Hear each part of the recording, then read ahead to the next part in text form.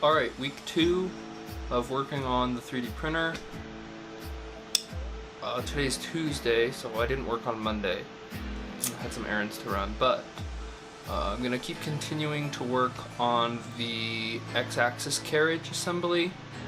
Main priorities are going to be to figure out and decide on the smooth rail versus smooth rod predicament. Sort of figuring out which one of those two I want to use. Also adding that front bumper to the actual extruder carriage so that that's more constrained. And I might also try and think about how I'm going to be mounting and maneuvering the belt that actually is going to be moving that carriage back and forth. So those are the goals for today. As a side note, pineapple peach limeade, really good. Would recommend. Let's get to work.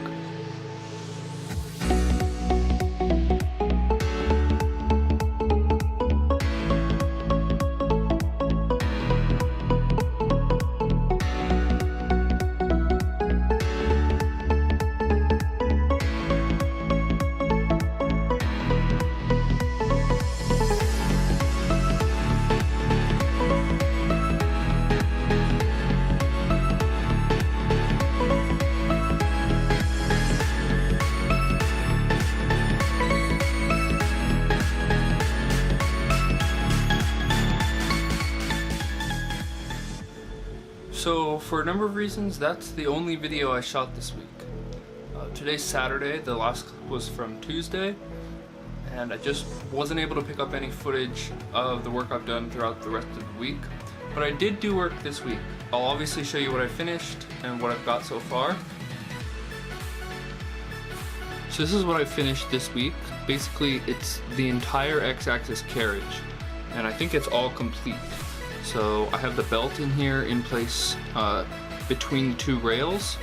Each side has its own X-axis bracket, and each bracket includes a space for the threaded rod, the lead screw to go through, which is going to power the Y-axis, as well as a linear bearing, which is going to be used on the smooth rod, which is going to keep the whole thing straight and make sure it goes up without getting crooked.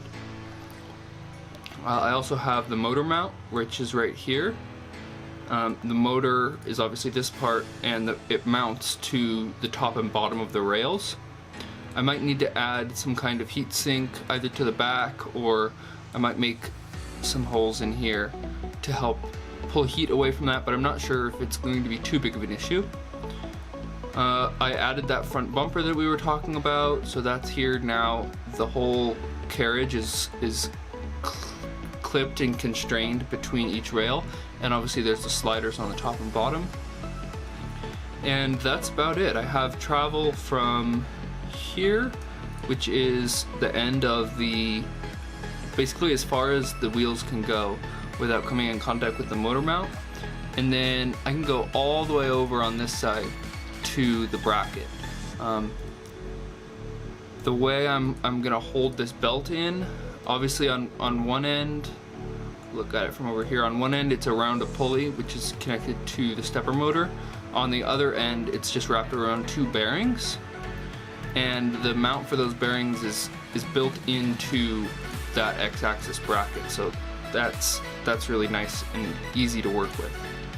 Now the way I, obviously half of this belt needs to attach to this, either the top half or the bottom half, so that when the motor turns the belt moves, or the carriage moves along with it.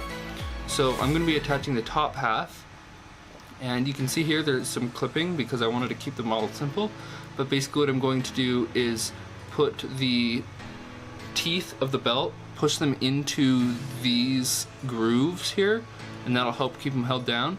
And then I'm going to put like a small hole in the top of the belt and put a screw through it. So that's gonna hold it all together and keep it constrained there. So when you look at it from the front, at the top the belt will kind of dip down and then dip back up as it goes to the other side. Obviously not that aggressively, but that's the plan there.